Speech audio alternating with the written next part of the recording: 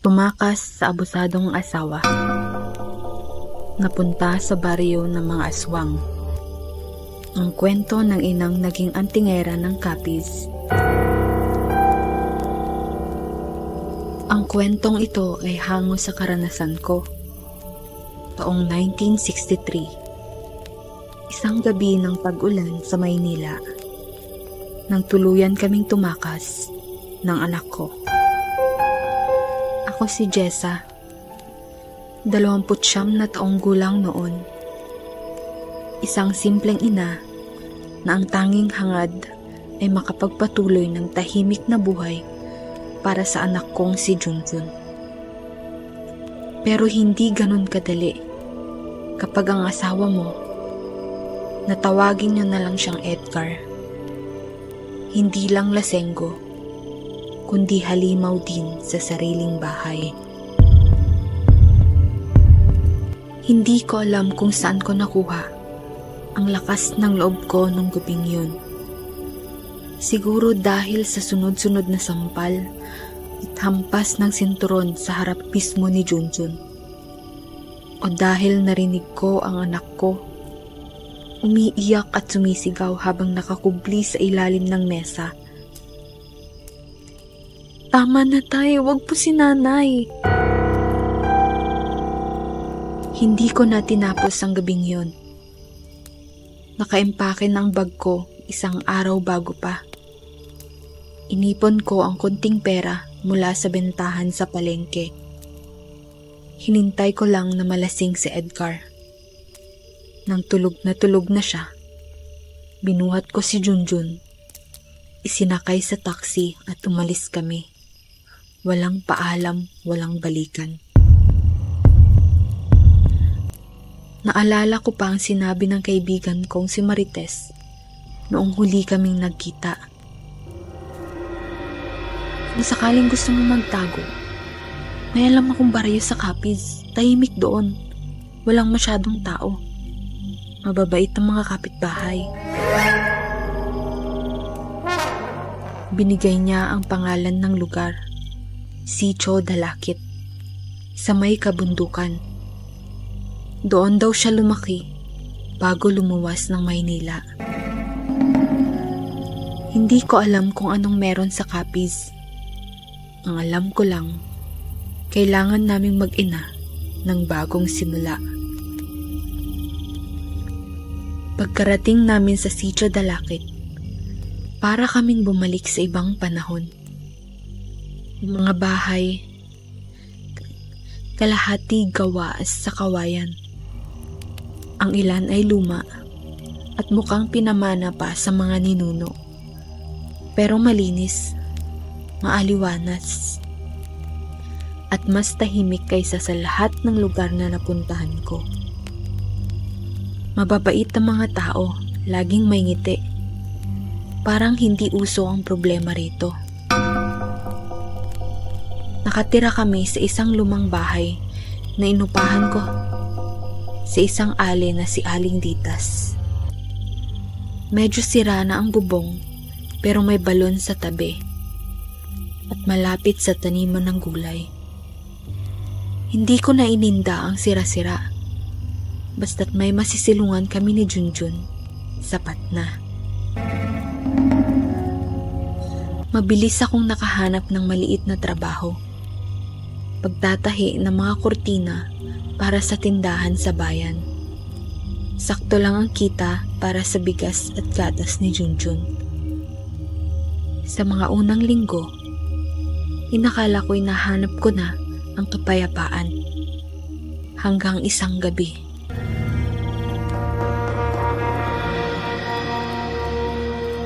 Alas 11 ng gabi, habang pinapatulog ko si Junjun, narinig ko ang parang tunog ng kuko sa bubong.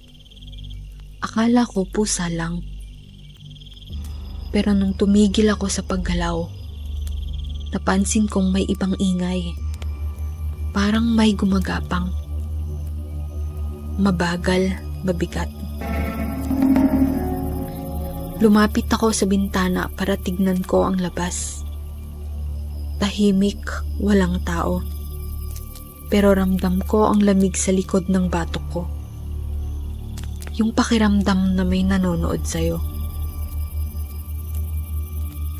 Kinabukasan, tinanong ko si Aling Ditas kung may pusa ba sa paligid.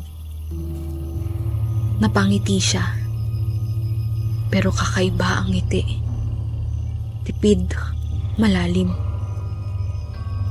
Wala masyado rito, iha. Madalang ang hayop sa baryo naming to. Pero kung minsan, may mga bagay na mas mabangis pa sa pusa. Tatawa sana ako, pero may kung anong bumara sa lalamunan ko. Tumango na lang ako at umalis. Sa sumunod na gabi, nagising ako sa iyak ni Junjun. Nay, yung itim na lalaki po, nasa bintana. Napalunok ako. Tiningnan ko agad ang bintana. Walang tao, pero bukas. Ewan ko kung ako ba ang nakalimot magsara o may nagbukas rito. Simula noon, gabi-gabi na siya nagsasabing may nakatitik daw sa kanya mula sa labas. Minsan, hindi lang isa. 2, minsan 3. Puro itim, walang mata. Tila hindi ito pangkaraniwang imahinasyon ng bata.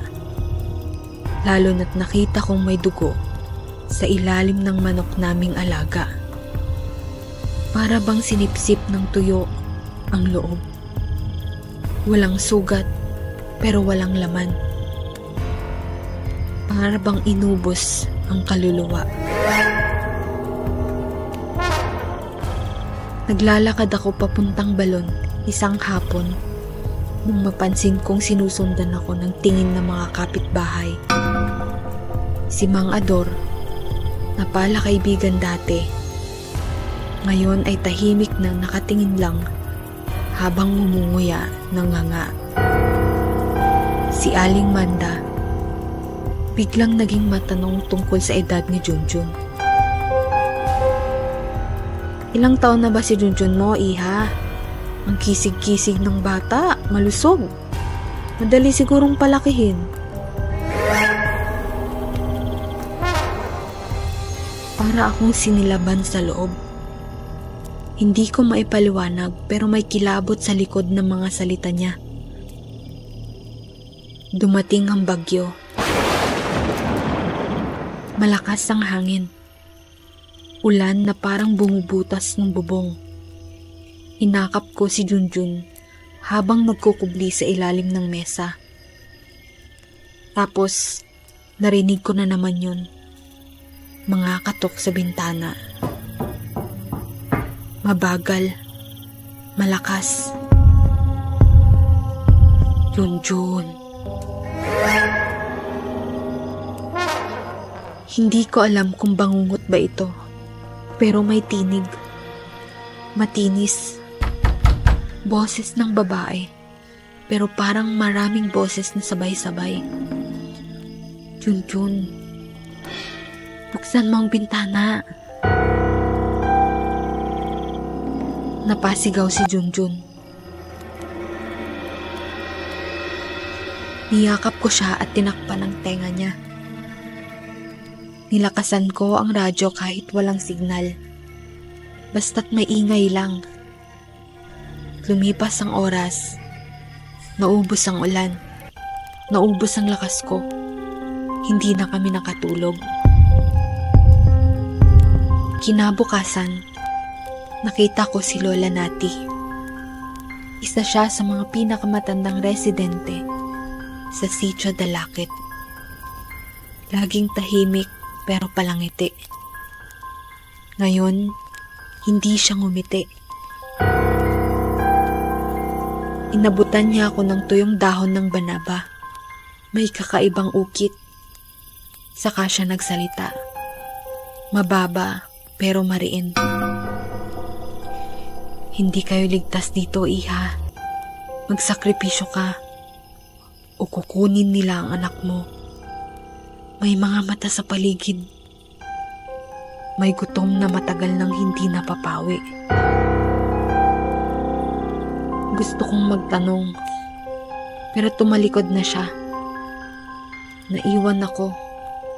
Hawak ang dahon na parang nilagyan ng lumang dasal.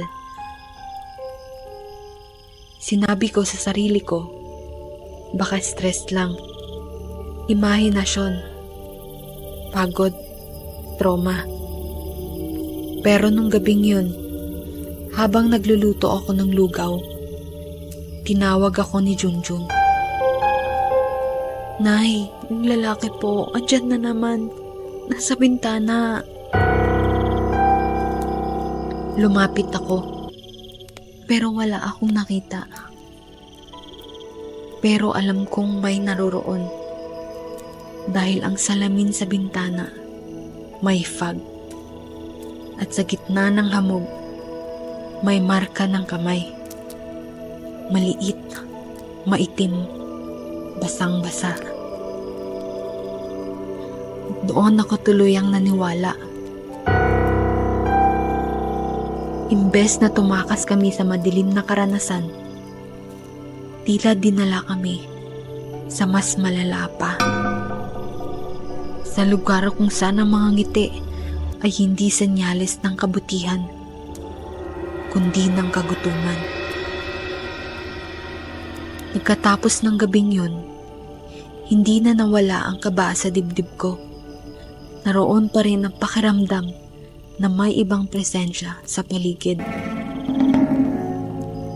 Kinabukasan, habang papunta ako sa likod bahay para pakainin ang mga alagang manok, natigilan ako. 3 sa kanila, nakahandusay. Walang sugat, walang bakas ng kagat, pero parang piniga ang loob nila. Lahat ng laman parang sinipsip. Isa lang ang naiwan, nanginginig sa isang sulok ng kulungan. May bahid ng dugo sa tuka pero hindi sa kanya. Hindi ito gawa ng tao, hindi rin hayop.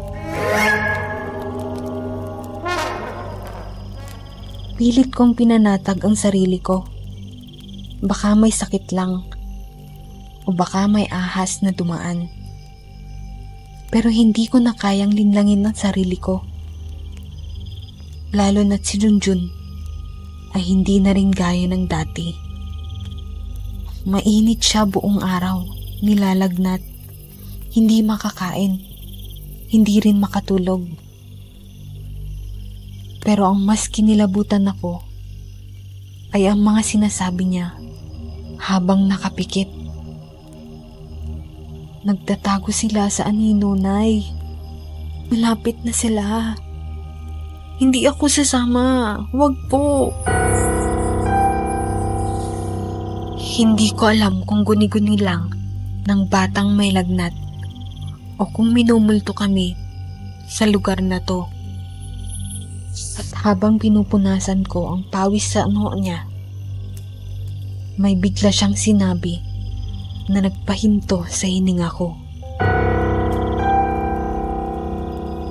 Yung matandang babae, sabi niya, huwag kong papasukin ng mga may mapupulang mata. Napapitlag ako. Anong matandang babae, anak? Yung nakatayo sa may puno kagabi. Ngumiti siya sa akin. Pero hindi yung masaya ng ngiti, Nay. Para siyang umiiyak habang nakangiti.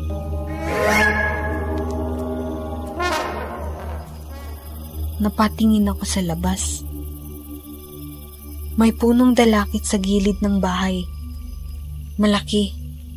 Baluktot ang mga sanga. At laging tila basa kahit walang ulan. Kinagabihan, nagdesisyon akong magbantay. Hindi ako natulog. Pinaligiran ko ng asin ang mga bintana at pintuan. Hindi ko alam kung totoo ba to o kwento-kwento lang.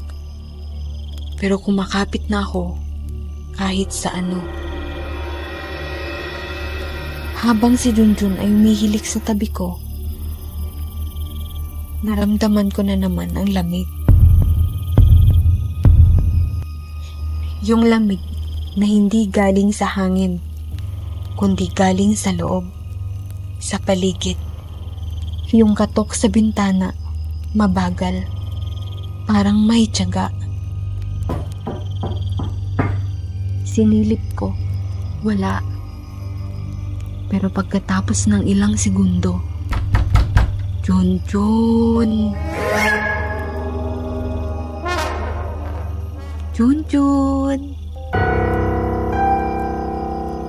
Muli kong narinig.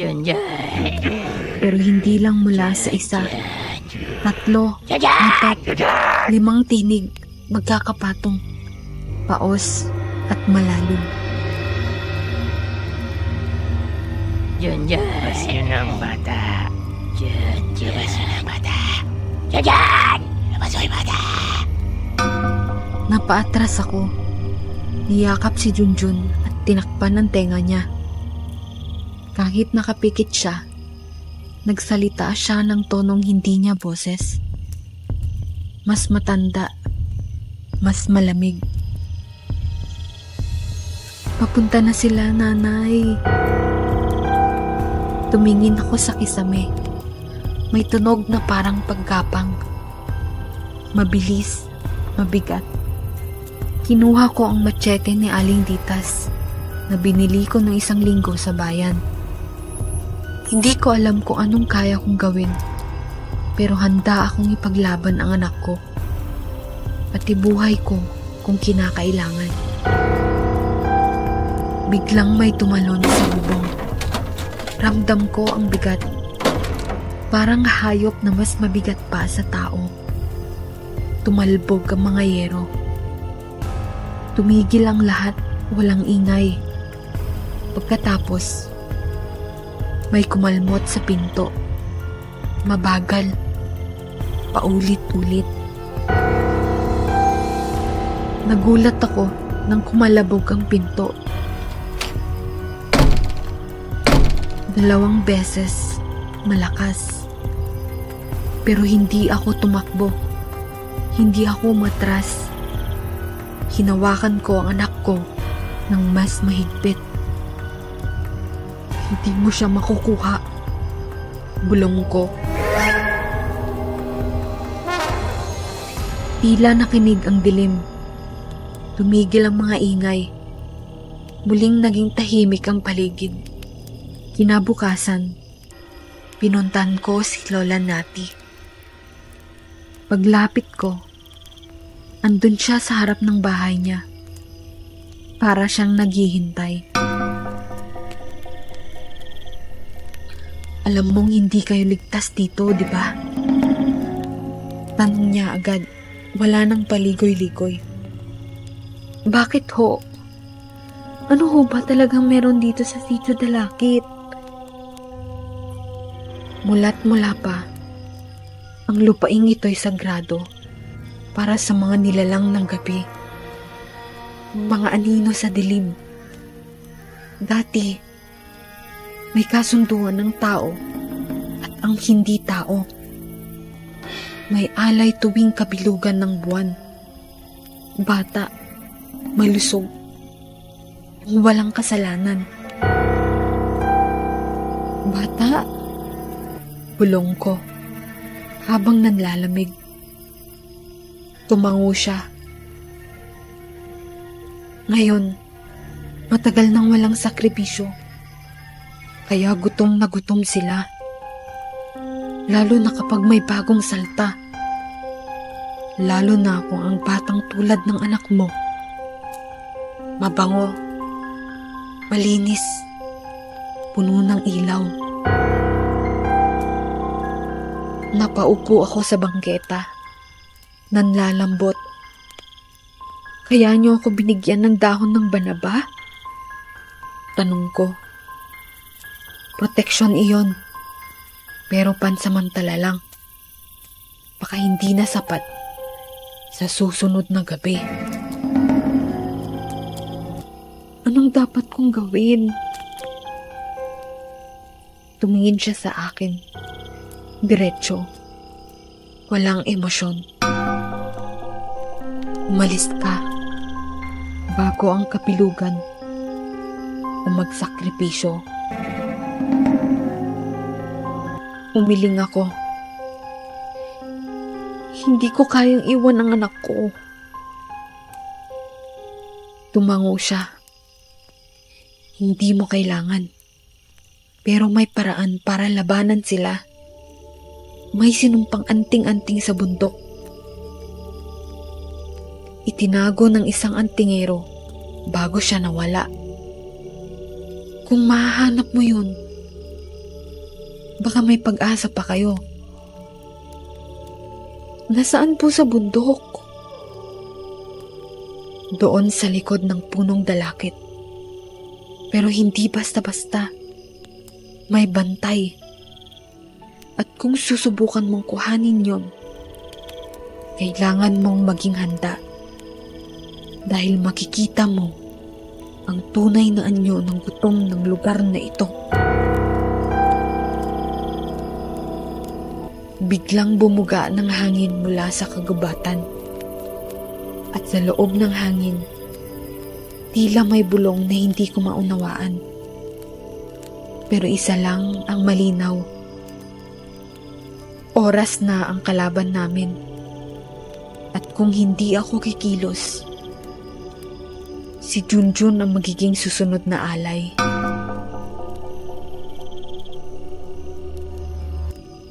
Hanggang isang gabi, muling may kumatok, pero hindi gaya ng dati. Walang halong bulong o lagim. Isa, dalawang katok, tapos may isang kalabog. Pagbukas ko ng pinto, muntik na akong mapasigaw. Isang lalaki, basa sa ulan, duguan, halos hindi na makagalaw. Bumagsak sa paanan ko. Tulong! Yun lang ang nasabi niya bago tuluyang mawalan ng malay. Nataranta ako. Pinilit ko siyang ipinasok sa loob. Iniupo sa upuang kawayan. Binuhat kahit nanginginig ako. Hindi ko siya kilala. Matangkad, may mga hiwa sa braso at dibdib na parang kinayod ng matatalas na kuko. Pinunasan ko ang sugat niya. Dinisinfect gamit ang konting alkohol at pinatong ang lumang panyo na may langis. Sa kabila ng takot, may awa akong naramdaman. May kung anong humugot sa akin para hindi siya iwanan. Ilang oras ang lumipas bago siya muling nagising. Mahina, paos ang boses. Anong pangalan mo? Tanong ko. Diego. Isa akong antingero. Napaatras ako. Antingero? Ibig sabihin, may alam ka tungkol sa mga nangyayari dito? Tumango siya, dahan-dahan. Matagal ko nang binabantayan ang Sitio Dalakit. Pero marami sa amin ang pinuksana. Ako na lang ang natira. Nagkahiwalay kami ng kasamaan ko ng huling gabi ng kabilugan ng buwan. Hinila niya ang isang kadena sa leeg niya.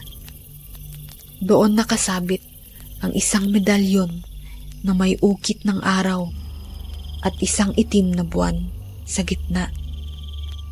May bakas ng dugo sa gilid nito. Lumaban kami, pero may isang matandang aswang. Siya ang pinuno nila ngayon. Isa siyang alagad ng dilim. Alagad ng itim na diwata.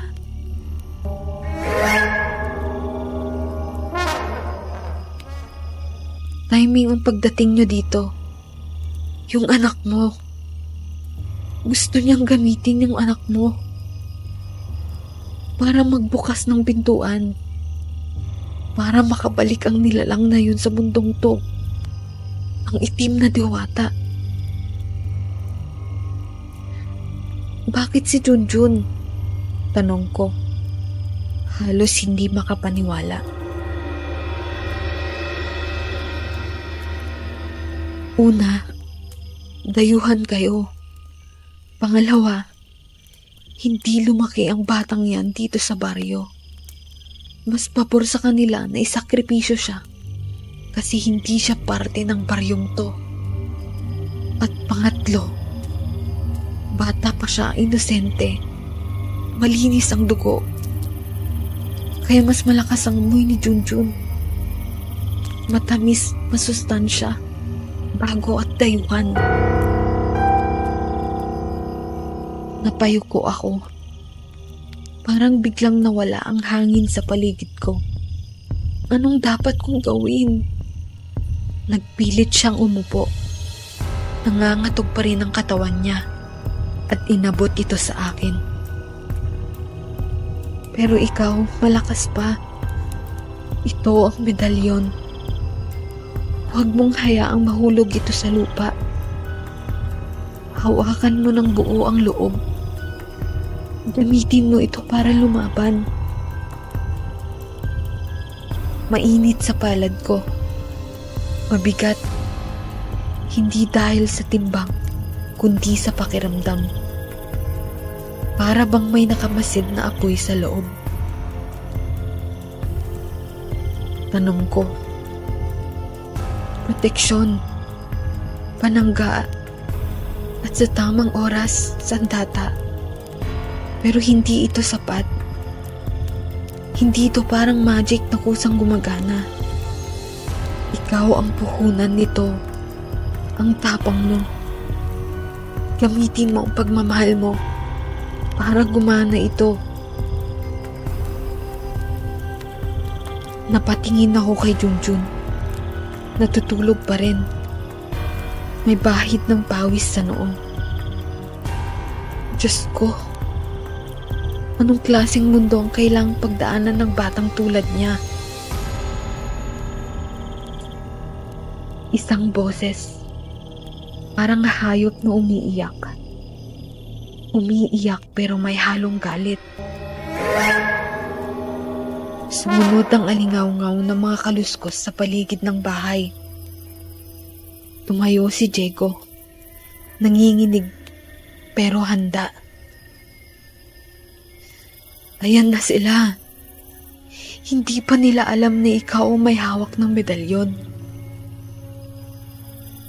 Paano kung malaman nila? Pag nalaman nila, ikaw ang uunahin nila. Muli kong pinisil ang medalyon. Ramdam ko ang init. Ramdam ko ang galit. Bago pa man ako makasagot, nagbukas ang radyo. Pero wala namang kuryente. May ingay itong inilabas. Parang sigaw ng napakaraming tao. Sabay-sabay. Pabulong. Gamitin mo ang lakas ko. Napatingin ako kay Diego. Bulong niya. Magpakatatag ka. Ikaw lang makakaprotekta sa anak mo. At sa labas, nakita kong unti-unting gumagalaw ang mga anino sa ilalim ng buwan. Kasabay ng bawat sigaw sa labas, May tinig din akong naririnig sa loob. Hindi kay Kajeko. Hindi rin mula sa mga nilalang sa dilim. Tinig mula sa medalyon. Mababang bulong.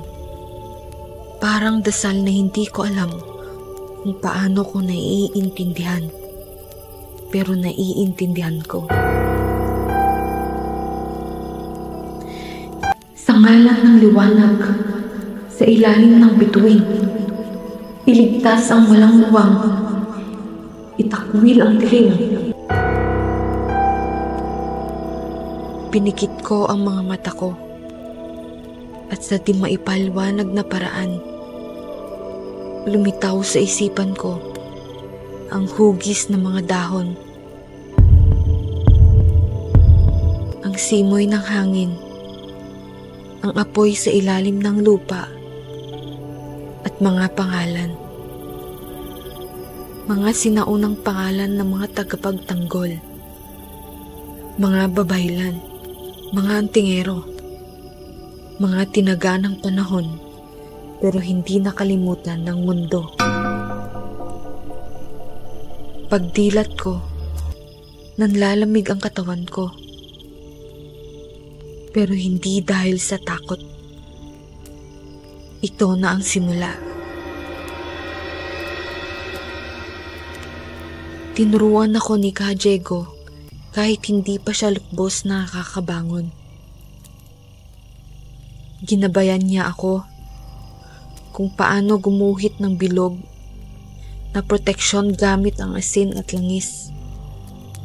Kung paanong ang mga halamang pangkaraniwan ay maaaring maging panangga. Dahon ng saging na may orasyon, abo ng balat ng punong alagaw, at tamang paraan ng pagbubuga ng hangin habang binibigkas ang Secremus Domini. Hindi madali.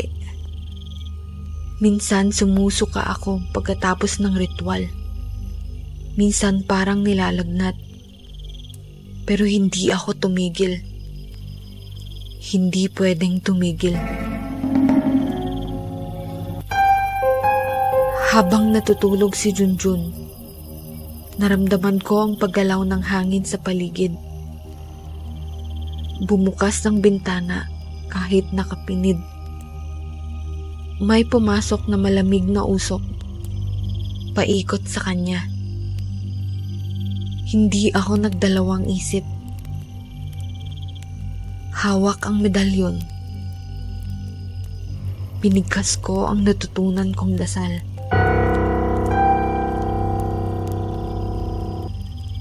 Sancti Lucis, Protegam Puerum.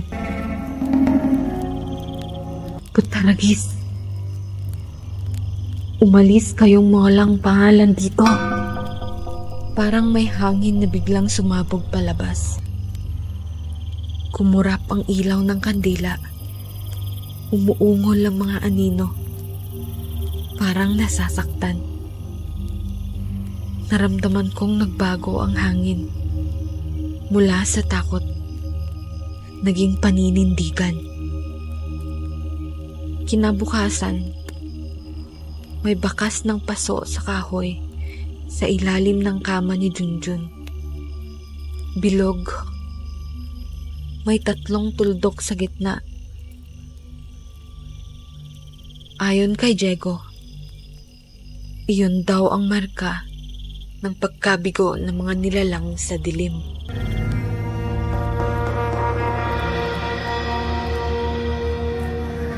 Ibig sabihin, matagumpay ang unang laban ko. Doon ko unang naramdaman. Hindi na ako basta si Jessa lang. Hindi lang ako isang inang tumatakas. Isa na akong tagapangalaga ng medalyon. Isang antingera. Pero hindi pa tapos ang laban. Nang lumingon ako sa higaan, wala na si Junjun. Ang mga kandila sa paligid ng silid, patay. Ang asin sa paligid ng pinto, kalhat sa sahig. At sa bintana, may isang basag na salamin. Doon sila dumaan. Junjun! Hinabol ko ang inino ng huling nilalang na dumaan sa labas. Si Jeko. Halos kumagapang. Sinundan ako. Hawak niya ang kanyang itak. Basag. May dugo ng tiyanak. At putik ng sigbin. Sa punong dalakit, bulong niya. Hinihingal. Doon nila dinadala ang mga inaaalay. Wala na akong inisip kundi ang makuha ang anak ko. Ang gabi, itim na itim. Pero ang buwan, buo. Maputi, parang matang walang kurap na nakamasid sa lahat. Sa bawat hakbang ko, tila may mga matang nakatingin. Sumusunod. Mga mata ng mga nilalang na nabigo naming patayin. O baka mga mata ng mga mas matagal nang naninirahan sa dilim. Pagkarating namin sa gitna ng kagubatan, nakita ko ang punong dalakit. Malaki, matanda, baluktot. May mga palamuting palad na nakabitin sa sanga.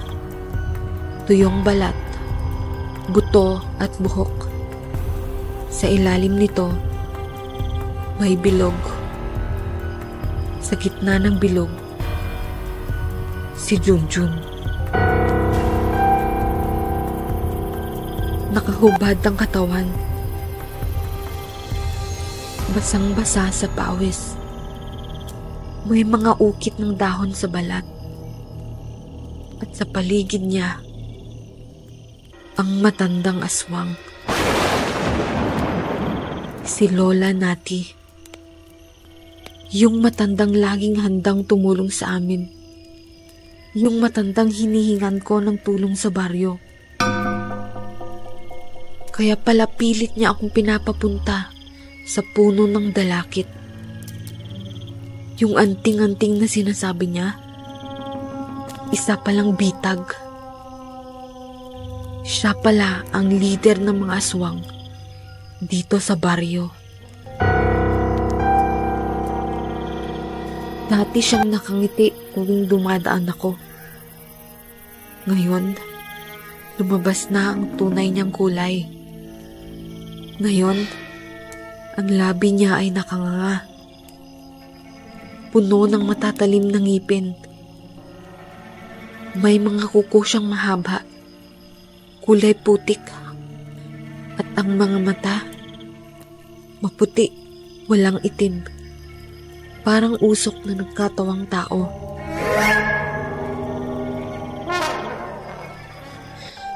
Animal kang matanda ka! Sigaw ko, habang tinutok ko ang medalyon sa kanya.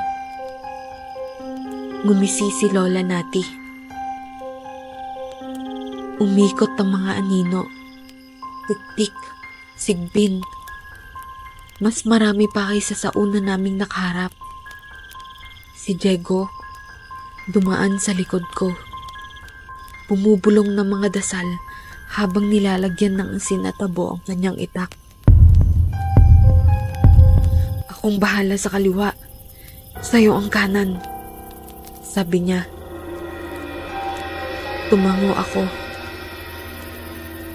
At doon nagsimula ang gabi ng paglilinis.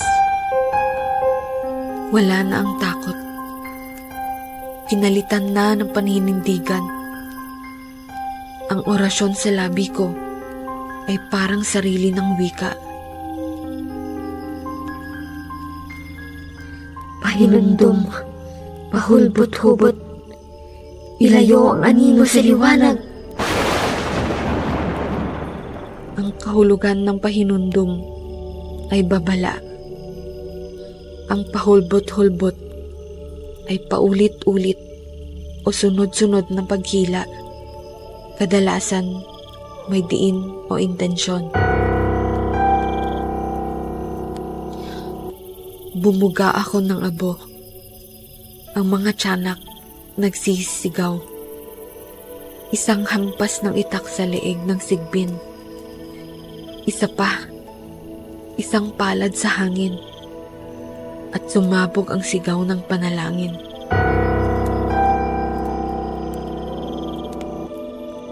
Yung medalyon, natural na pinagpapasapasahan namin ni Jeko. Kahit unang laban namin yun, para bang matagal na kaming magkasangga. Kahit hindi kami nakatingin sa isa't isa. Bawat bato namin ng medalyon, kusang dumatapo sa mga palad namin. Synchronize kaming dalawa. Sumigaw siya ulit. Jessa! Binato ko pabalik ang medalyon sa kanya. Si Jeko, hinampas ang lupa ng medalyon. Lumintol. Umingit ang puno ng dalakit. Pero malakas si Lola Nati. Tila hindi naapektuhan. Lumapit siya sa akin. At sabay kaming natumba. Nakagat niya ang braso ko. Pero hindi siya makalapit sa leeg. Dahil nanginginig ng balat ko, sumigaw ako. Jeko, ang medalyon! Ibinalot ko ang magkabilang paa ko sa bewang ni Lola Nati at nilak ito. Ang medalyon na sa loko at nagpakawala ng matinding liwanag. Paano ka naging untrira? Sigaw niya, napuno ng galit. Pinaliktad ko ang posisyon namin. Si Lola Nati nasa baba at ako ang nasa ibabaw. Hawak ang aking bolo sa kanan. Tinaga ko sa balikat niya. Ang medalyon sa kaliwa. Sa huling dasal, isinuntok ko ang kaliwa kong kamay diretso sa bunganga ni Lola Nati. At iniwan doon ang medalyon. Tumili si Lola Nati. Lumambot ang katawan. Natuyo. Parang abo na tinangay ng hangin. Nagsitakbo ang mga natirang halimaw. Walang tunog. Parang natunaw sa dilim. Kinuha ko ang medalyon at dali-daling tumakbo patungo kay Junjun. Mainit pa rin ang katawan niya. Pero huminga siya. Malalim. Mahaba. Nay. Anak. Lumuhod ako. Niyakap ko siya. Umiiyak. Nangihina pero buhay. Si Jeko, nakasandal sa puno. Gumiti. Tapos na. At sa huling tili ng hangin, huminto ang lahat. Napuksa na si Lola Nati na lider ng mga aswang dito sa baryo. Tumigil ang kulog, ang ihip ng hangin, at ang dagundong ng mga nilalang na umaaligid. Tahimik na uli ang baryo at karatig na kagubatan. Hinila ko si Junjun mula sa bilog ng alay. Nanginginig pa siya. Lumuha siya sa bisig ko. At sa unang pagkakataon mula nang dumating kami sa Sitio Dalakit, huminga ako ng malalim. Si Diego lumapit, sugatan at maputla. Natapos na ang gabi, sabi niya, habang pinupunasan ng dugo sa kanyang balikat. Pero umpisa pa lang to, Jessa. Tumango ako. Makalipas ang ilang araw, bumalik sa anyong payapa ang baryo. Wala na ang mga gabi ng tiktik. Wala nang sigbin sa bubong.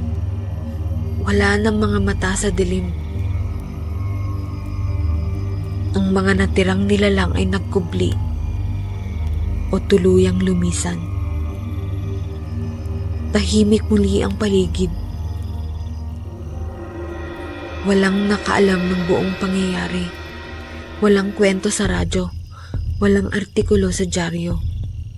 Para sa iba, simpleng bagyo lang ang dumaan. Ang baryo lang ang nakakaalam ng nangyari. Tahimik, pero alam nilang may bantay. May lumaban. Panatag na ang mga taga-nayon. Isang araw, habang inaayos namin ang sirang bubong, may humintong kotse sa harap ng bahay. Bumaba ang isang pamilyar na mukha. Si Edgar, ang dati kong asawa. Nakasuot ng damit pang gobyerno. May dalang sobre at maangas pa rin ang tindig. Pero nang makita niya si Diego sa tabi ko,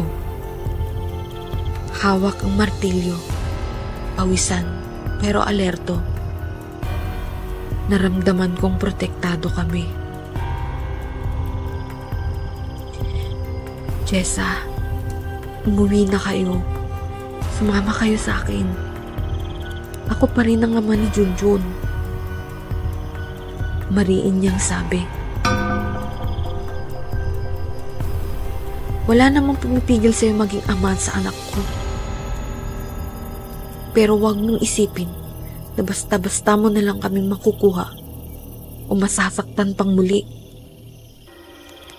Sagot ko.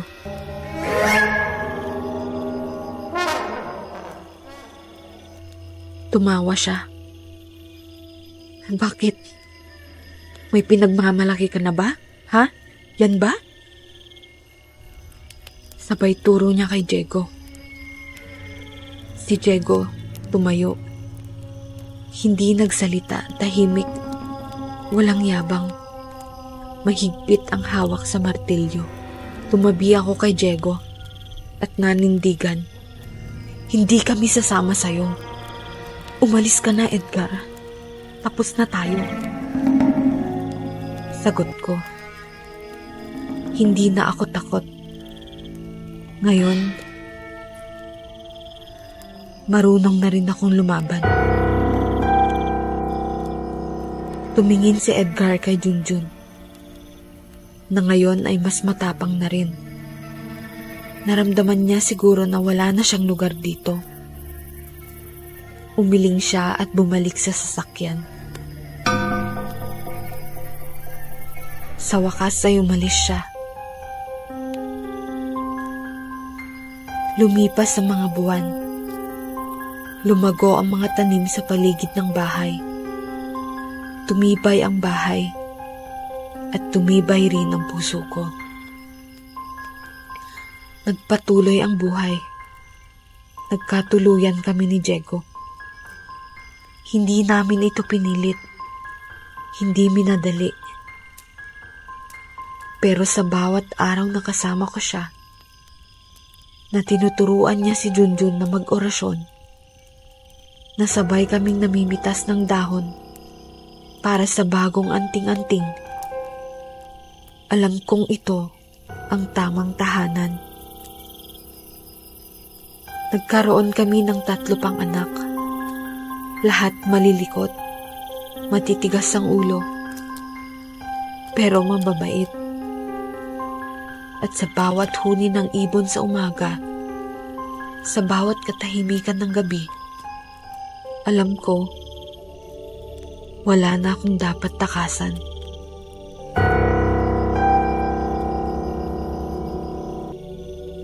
Dati akong si Jessa, ina, asawa, biktima. Ngayon, ako na ang antingera ng Capiz. Minsan, sa dulo ng takot, nagsisimula ang tunay na lakas. Ito ang kwento ng isang napadpad sa dilim, pero hindi nalugmok. Sa halip, naging liwanag. Kaya kung ikaw ay nawawala, pinanghihinaan ng loob, o tila nag-iisa sa laban mo, baka kailangan mo lang maalala na nasa loob mo rin ang tapang.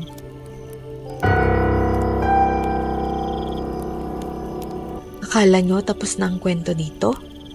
Una pa lang yan. Abang-abang sa project naming Pamilya Antingero, ang kwento ng bawat isa. Kwento ng mga anak at apo ni Diego at Jessa. Subaybayan! Kung gusto nyo ng mga ganitong istorya, huwag kalimotang i-follow ang page namin.